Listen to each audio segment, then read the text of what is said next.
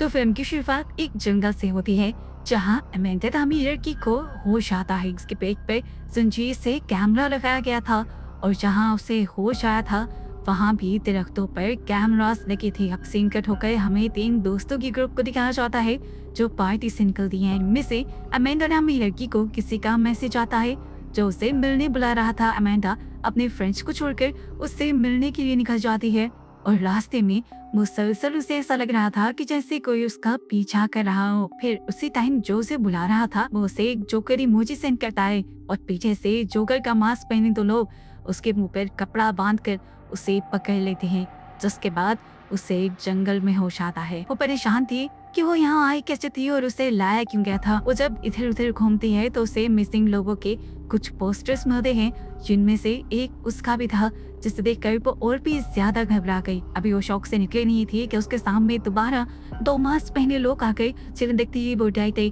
और इन मास्क पहने लोगों ने उसे एक इंजेक्शन लगाकर बेहोश कर दिया। इस बाद जब उसे होश आया तो उसे एक कुर्सी से बांधा गया था। उसके सामने एक कैमरा लगा था जहां से उसे ऑर्डर दिया जाता है जबरदस्ती मुस्कुराने का और इसी आवाज के जरिए बताया जाता है कि ये एक मर्डर शो है। यहाँ पे लाइव स्ट्रीम चल रही थी और लोग मुसलसल मैसेजेस कर रहे थे। उन मैसेजेस में अमेंडा को मारने के तरीके बताए जा रहे थे और इस तरह अमेंडा को मार दिया जाता है। अगले दिन जंगल में पुलिस वालों को एक लड़की की कटी फटी लाश मिलती है।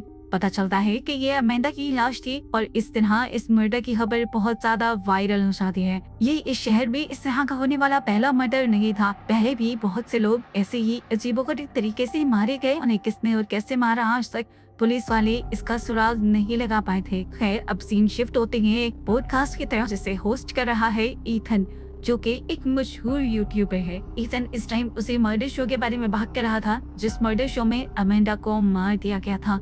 वो बताता है कि लोगों को इंसानों को मरता हुआ देखकर मजा आता है और डार्क वेबसाइट पर ऐसे शोज की काफी धूम मची हुई है। लेकिन हैरानी की बात है जहां आम इंसान इस वेबसाइट को इतनी आसानी से अप्रोच कर लेते हैं, पुलिस अभी तक इसका कोई सुराग नहीं लगा पाई। वो इस टाइम पुलिस को क्रिटिसाइज कर रहा था, लेकिन वो अपनी पॉडकास्ट में क्लियर कर देता है कि वो पुलिस से नफरत नहीं करता, बस इतना चाहता है कि पुलिस अपना काम अच्छे से करे। इसी पॉडकास्ट के दौरान ईथन को किसी की कॉल आती है।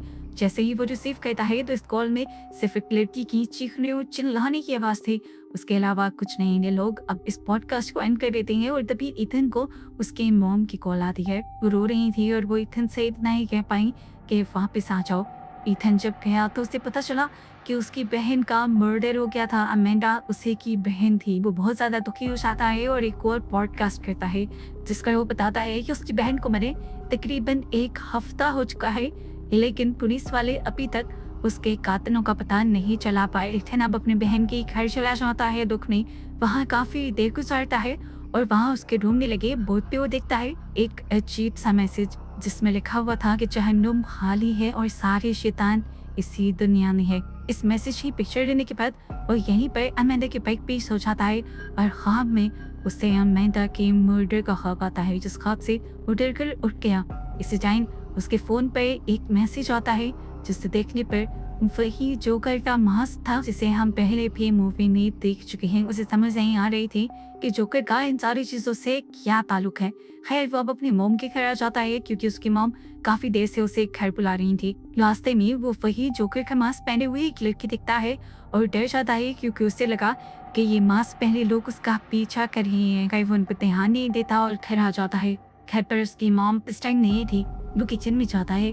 उसकी मोम ने उसके लिए खाना बना के रखा हुआ था और जैसे ही वो गर्म कर रहा होता है तो दोबारा उसे अपनी किचन के विंडो के बाहर वही मास्क पहनी लड़के दिखाई देती है, जिस देखने के लिए वो फौरन घर से बाहर भी निकल गया, लेकिन वहाँ भी उसे कोई नहीं मिला। लैला सहमा जब वो घर के अंदर आया तो उसने देखा कि उसकी मोम भी आ चुकी थी, जो उससे उसके घबराहट की वजह पूछती है तो वो अपनी घबराहट छुपा लेता है और कहता है कि मेरे पास उदास हूँ अमेंडा की वजह से। यहाँ पर उसकी मोम भी इमोशनल हो जाती है और ईथन अपनी मोम को हौसला देते हुए ये कहता है कि जो भी हो जाए मैं अमेंडा के मर्डर का पता चला कर ही रहूंगा।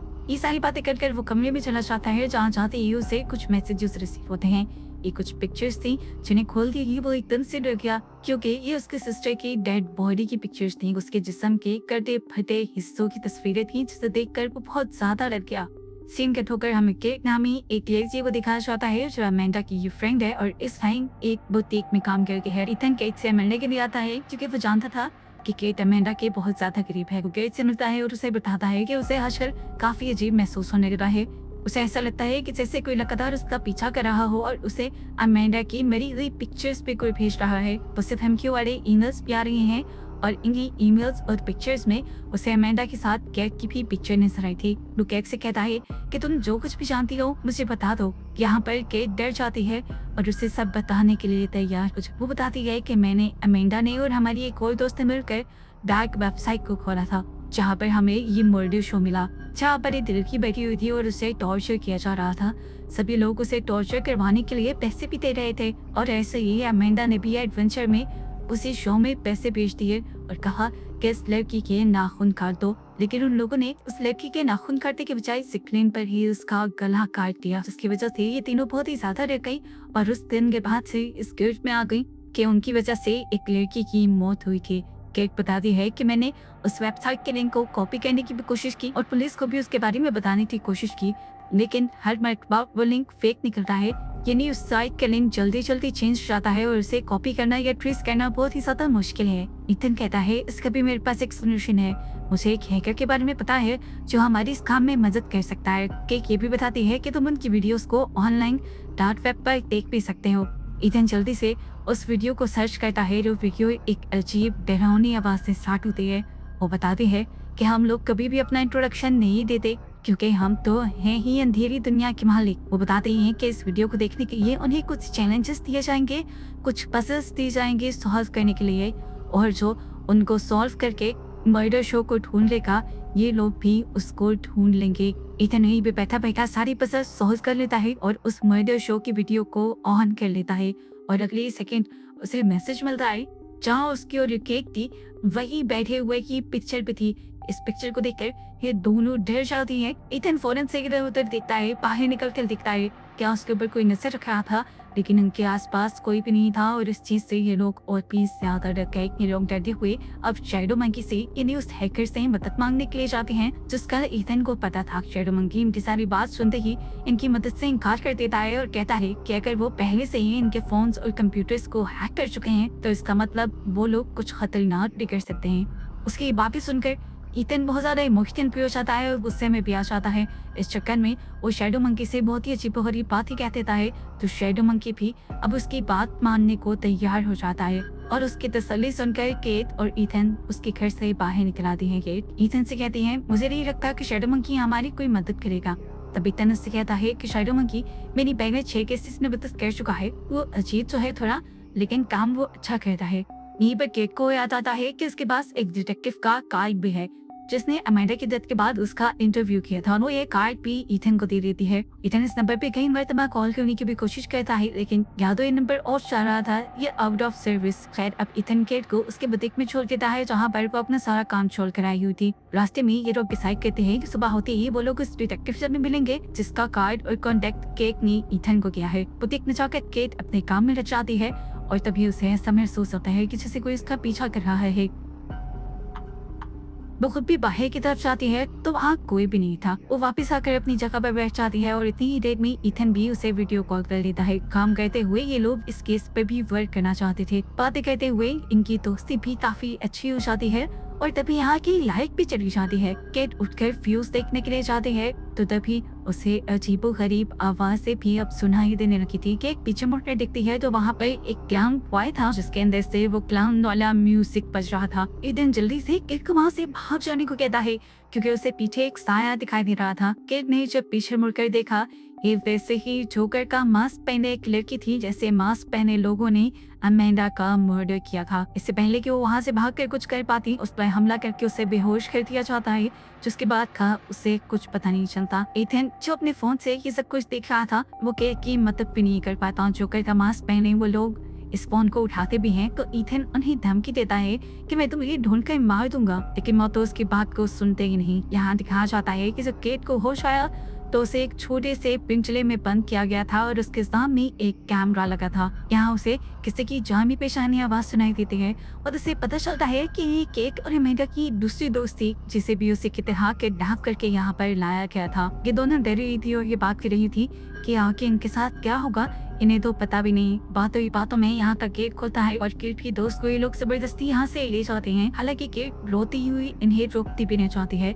थोड़ी देर में एक दूसरा मास्क पहना आदमी आता है एक बड़ा सा इंजेक्शन लेकर और केट को वो इंजेक्शन लगाते हुए बेहोश कर देता है। यहाँ पे हम देखते हैं कि इथन केट की मदद करने के लिए पुलिस स्टेशन पहुंच चुका था, जहाँ पर डिटेक्टिव साचा सिंगल वही डिटेक्टिव थे जिसका कार गेट में उसे दिया था। इथन उनको सब चीजों के बारे में बताता है, उन डॉल्स के बारे में जो वहाँ से मिलती हैं जहाँ से लड़कियों को या किसी को भी किडनैप किया जाता है। वो बताता है कि जिस किसी ने भी केट को इससे पहले उसकी बहन को किडनैप किया था, वो लोग जोकर का मास्क पहने अपनी हुलिये छुपा के रखते हैं और ये सब डार्क वेब पे मर्डर शो के नाम से वो लोग दिखाते भी हैं। मैंने भी उस डार्क वेब को खोलकर उन वीडियोस को देखा है और उसके बाद से वो जोकर का मास्क पहने लोग मेरे भी पीछे पड़ चुके हैं। यहाँ तक कि वो तो मेरा पीछा करते करते मेरी मॉम के घर तक आ गए थे और मैंने केट की किडनैपिंग के दौरान भी उन्हीं लोगों को वीडियो कॉल पर देखा था। डिटेक्टिव उसकी सारी बातें तो सुन लेता है और कहता है, मुझे लगता है इथन तुम्हें अच्छी नींद की जरूरत है, पता नहीं क्या ओशफुल कहानियां बना रहे हो। सादा सी बात थी कि वो इथन की कंप्लेन पर कोई भी एक्शन नहीं लेते। यहाँ पर केट को जब होश आया तो उसके सामने एक लाइव टीवी चल रहा था, जहाँ पर एक लड़के को टॉर्चर किया जा रहा था और कंटिन्यूसली लोग पैसे दे रहे थे उसे और भी ज्यादा टॉर्चर के बहाने के लिए। साइड पर ऐसे ही कमेंट चल रहे थे कि उसे और तक दो और ज्यादा मारो, जिसे देखकर केट बहुत ज्यादा परेशान हो जाती है और चीख चीख कर इसे बंद करने को कहती है, लेकिन उसकी तो बात कोई भी नहीं सुन पा रहा था। ऐसे ही कहते कहते पहले उस लड़के के हाथ पांव सब कुछ काट कर और फिर उसका गला काट कर उसे मार दिया जाता है। केट की दूसरी दोस्त जिसे पहले यहाँ से ले जाया गया था, उसे वापस लाकर उसी के सैरी में बिठा दिया जाता है। वो केट को बताती है कि अभी मेरी बारी नहीं आई थी, वो डरी हुई थी बहुत ज्यादा क्योंकि उसे पता था कि अब तो वो बच गई, लेकिन अगली बारी उसकी ही है। उसी तरफ दिखाया जाता है कि केट की जान बचाने के लिए इथन पहले से ही शैडो मंकी के साथ मिलकर एक नया प्लान बना रहा था। शैडो मंकी की हैकिंग कैपेबिलिटी के साथ ये लोग जल्द ही मर्डर शो के लिंक को कॉपी करने में कामयाब तो हो जाते हैं, लेकिन यहाँ आके हैकर को पता चलता है कि इस टाइप का लिंक मिलना सिर्फ मर्डर शो वालों का ट्रैप था। वो उसे मैसेज देते हैं कि अब अगली बार ही तुम्हारी है। इससे शैडो मंकी थोड़ा सा डर जाता है, लेकिन फिर अपने आप को काम डाउन करते हुए इथन को बताता है कि उसने अपने सारे सिस्टम पर बहुत ज्यादा सिक्योरिटी लेयर्स की हुई हैं, जिसकी वजह से कोई भी उसका पता नहीं चला पाएगा। लेकिन तभी उसने रियलाइज किया कि उसका कैमरा अभी भी ऑन था, जिसकी वजह से ये लोग उसे देख पा रहे थे। अब तो वाकई डरने वाली बात थी। वो उठकर अपने बचाव के लिए गन उठा लेता है और साथ ही इथन को किसी भी बुरे टाइम के लिए एक चाकू देता है। हेड हीलिंग टॉपिक करने के बाद इथन दोबारा पुलिस वाले के पास जाता है और उसे वही सारी कहानी सुनाता है, लेकिन पुलिस वाले अभी भी उसकी बात को सुनने को तैयार ही नहीं थे। दूसरी तरफ शैडो मंकी जो उस टाइम पार्टी कर रहा था, जो कि उसने उस साइट का लिंक हैक करके अपनी तरफ से बहुत बड़ा मार का मारा था। यहाँ इथन जो इस टाइम डिटेक्टिव से बेखबर बहस कर रहा था, डिटेक्टिव जब उससे सबूत मांगता है और इथन जैसे ही उसे सबूत दिखाने देखता है तो वहाँ पर सारी ही चीजें बदल जाती हैं, जिससे इथन और भी ज्यादा घबरा जाता है और पुलिस वाले उसे आराम से झूठा साबित कर देते हैं। लेकिन वो जानता था कि यहाँ पे क्या हो रहा है। वो जल्दी से वहाँ से निकलता है और शैडो मंकी को कॉल कर उसे वार्न करने की कोशिश करता है। वो उसे बताना चाह रहा था कि मर्डर शो के लोग उसके इस खुफिया घर को ढूंढ चुके हैं, लेकिन शैडो मंकी उसकी बात पर ध्यान नहीं देता, बल्कि अपने काम में लगा रहता है, क्योंकि उसे ये पता चलाना था कि आखिर मर्डर शो किस लोकेशन पर चल रहा है और IP एड्रेस किसे के वो ये बात पता भी चला लेता है। और जैसे ही उसने एड्रेस का पता चलाया तो उसके कंप्यूटर्स हैक कर लिए गए और स्क्रीन पर वही जोकर वाली पिक्चर्स ग्रीस से कोई जबरदस्ती उसके घर के अंदर आ गया। ये जोकर का मास्क पहने दो वही लोग थे जो मर्डर शो चला रहे थे और आखिर अपने मर्डर शो को सबसे छुपाने के लिए इन्हें शैडो मंकी को भी मारना पड़ता है। चितुले में यहाँ पर इथन पहुंचा तब तक काफी देर हो चुकी थी। वो लोग पहले ही शैडो मंकी को मार कर यहाँ से जा चुके थे और उसकी तीनों कंप्यूटर्स की स्क्रीन पर मर्डर शो का इंट्रो चल रहा था। वो अब शैडो मंकी की तलाशी लेता है, क्योंकि शैडो मंकी ने उसे बताया था कि वो मर्डर शो का एड्रेस कॉपी करने में कामयाब हो गया है। और फाइनली इथन को शैडो मंकी की पॉकेट से वो एड्रेस मिल भी जाता है। बिना मकसद के वो उस लोकेशन पर पहुंचा जहां उसने जाकर देखा कि किस तरह बेहोश हुए लोगों को ये लोग जबरदस्ती अंदर की तरफ लेके जा रहे थे। ईथन को लगा कि वो सबसे छुपकर अंदर की तरफ जा रहा है, लेकिन वो नहीं जानता था कि ये लोग उसे पहले ही देख चुके हैं और अब वो उसे बेहोशी का इंजेक्शन लगाकर उसी जगह पर ले जाते हैं जहाँ पर पहले से ही केक और उसकी दूसरी दोस्त को पिंजरे में कैद किया हुआ था इन्होंने। जब उसे होश आया तो वो केक फिर दूसरी साइड पर, जैसे ही उसे होश आया तो उसने भी अपने आप को पिंजरे में बंद केक के दूसरी तरफ पाया। इनके सामने एक तस्वीर चल रही थी जहाँ पर केट और एमेंडा की दूसरी दोस्त को बिठाया गया था मर्डर शो में टॉर्चर करने के लिए। सभी लोग पैनिक कर रहे थे, रो रहे थे, चिल्ला रहे थे उसकी हालत को देखते हुए, लेकिन ईथन नहीं। ईथन को याद आता है कि शैडो मंकी ने उसे एक चाकू दिया था। वो इस पूरे टाइम में इस चाकू का इस्तेमाल करता है और अपने आप को आजाद करवा लेता है। अपने आप को छुड़वाते ही वो इसी चाकू के सिर के केक का भी पिंजरा काट कर उसे भी आजाद कर देता है, जहाँ से बाहर निकलकर ये दोनों लड़ने का फैसला करते हैं। ये लोग वही ईथन का छोटा सा चाकू लिए हुए एक रूम में जाते हैं जो कंट्रोल रूम था। यहाँ पर बहुत सारी कंप्यूटर स्क्रीन्स थी और मास्क पहने एक लड़की जो इन्हें देखते ही अपने नुकीले पंजों से ईथन के ऊपर वार करने की कोशिश करती है, लेकिन तभी पीछे से केट आकर उस पर चाकू स्टैब करते हुए उसे नीचे गिरा देती है। इससे पहले कि ये लोग नीचे देखकर उसे मार पाते वो यहाँ से गायब हो गई। अब ईथन और केट अगली तरफ बढ़े जहाँ पर और भी जोकर का मास्क पहले लोग थे और ये इनका मेन रूम था जहाँ पर बैठ कर ये लोग इंसानों को टॉर्चर किया करते थे। यहाँ पर आकर ये लोग और डिसअपॉइंट हो जाते हैं क्योंकि ये लोग अपने दोस्त को बचाने आ रहे थे जिन्हें पहले ही मर्डर शो के लोग मार चुके थे। केट को समझ आ जाता है कि इन्होंने यहाँ जगह जगह ट्रैप लगाए हुए हैं और यहाँ से ये लोग बचकर नहीं जा सकते। इससे पहले कि ये लोग यहाँ पर भाग पाते बहुत सारे मास्क पहने लोग इनके एक गेट तक इकट्ठे हो जाते हैं। ईथन अपने आप को बचाने के लिए वहां से टनल के अंदर चला जाता है, जबकि केट अब अपने डर से लड़कर इन लोगों से लड़ने का फैसला करती है क्योंकि वो जानती है कि अगर वो लड़ेगी नहीं तो वैसे ये मारी जाएगी। उसके हाथ में एक कुल्हाड़ी थी जिससे वो सबको मार रही थी। ऐसे में उससे बचने के लिए एक दो जोकर का मास्क पहने लोग उससे दूर भी हो जाते हैं, जिनका पीछा करने के लिए और ईथन को बचाने के लिए वो दूसरे रूम में जाती है तो उसे रास्ते में एक चैन सॉ मिल जाता है जिससे वो उठा लेती है। इन्हें हम देखते हैं कि कंट्रोल रूम में बैठी हुई लड़की जो अचानक से गायब हो गई थी वो वापस कंट्रोल रूम में आकर अलार्म बजा देती है और तभी एक कुल्हाड़ा लिए आदमी आ जाता है जो ईथन को ढूंढकर उसे मारने ही वाला था, लेकिन उससे पहले ही पीछे से केक ने आकर उसे चैन सॉ से मार दिया। अपने हाथ में चैन सॉ होने के बाद केक किसी से नहीं डर रही थी, उसके सामने जो भी आ रहा था वो उसे चैन सॉ से मार रही थी। और इससे पहले कि वो असली मर्डर शो के ओनर को मार पाते वो आखिरी बंदा वैन में बैठकर यहाँ से भागने में कामयाब हो जाता है। अब सीन कट होकर हमें कुछ महीने बाद का सीन दिखाया जाता है जो कुछ केट और ईथन ने किया था। सीरियल किलर्स के एक ग्रुप को उन्होंने मारा था।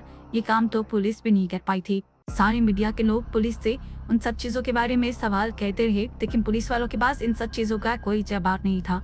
साल गुजरता है और हमें दिखाया जाता है कि ईथन ने अपने साथ होने वाले इस एडवेंचर पे एक किताब लिखी थी, जिस किताब की सेल्स बहुत ज्यादा हुई और वो इस किताब के जरिए बहुत ज्यादा मशहूर हो गया। यहाँ पर काफी सारे लोग दिखाए जाते हैं जो उसका ऑटोग्राफ लेने के लिए आए हुए थे, जिसके बाद ईथन घर चला जाता है। हम देखते हैं कि अब वो केट के साथ रहता है और वो दोनों एक अच्छी लाइफ गुजार रहे हैं, लेकिन इसके बावजूद इन्हें डर लगता रहता है कि कभी भी वो आखिरी जोकर का मास्क पहने आप में आकर इन्हें मार न दे। इसलिए ईथन हर वक्त एक गन पास रखता है, यहाँ तक कि वो जब ट्रैश भी बाहर गिराने चाहता है तब भी वो गन अपने हाथ में रखे हुए था। गन गिराने के बाद उसे पास में एक मिसिंग पोस्टर दिखता है जिस पर उसे की पिक्चर बनी थी। ये वैसा ही मिसिंग पोस्टर था जो मूवी के स्टार्ट में हमने अमेंडा इन्हें ईथन की बहन के पास भी देखा था। इससे पहले कि वो कुछ भी रिएक्ट कर पाता या अपनी गन निकाल पाता, पीछे से कोई उसकी गर्दन में इंजेक्शन लगाकर उसे बेहोश कर देता है। ईथन को जब होश आया तो वो एक ट्रक की बैग से बंधा हुआ था और यहाँ पे बहुत से जोकर का मास्क पहने लोग थे जो उसके लिए बोली लगा रहे थे और आखिर में उसे $10,000 में एक लड़की को बेच दिया जाता है, जिसे देखते ही ईथन को याद आया ये वही आखिरी लड़की थी जो उस दिन इनसे बचकर भागने में कामयाब हो गई थी। ईथन इस टाइम शॉक में था कि तभी यहाँ पर मास्क पहने एक आदमी ने अपने चेहरे से मास्क हटाया। ये कोई और नहीं बल्कि वही डिटेक्टिव था जिसके पास हर मर्तबा ईथन मदद मांगने जाया करता था। सब लोग मिलकर ईथन के ऊपर हंसने लग जाते हैं और ये रिवील होता है कि असल में सारे ही पावरफुल मैन इस गेम के अंदर इन्वॉल्व थे और बस यही दिखाते हुए कि मूवी यहाँ खत्म हो जाती है।